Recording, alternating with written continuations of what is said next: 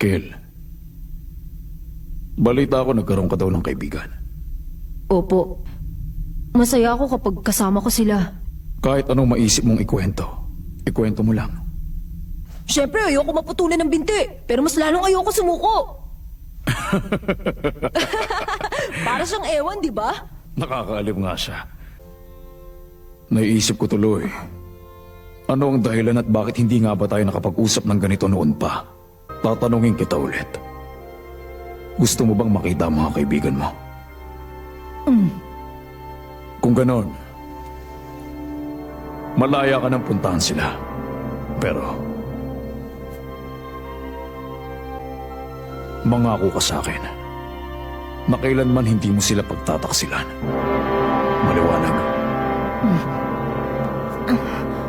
Pangako po, hinding-hindi.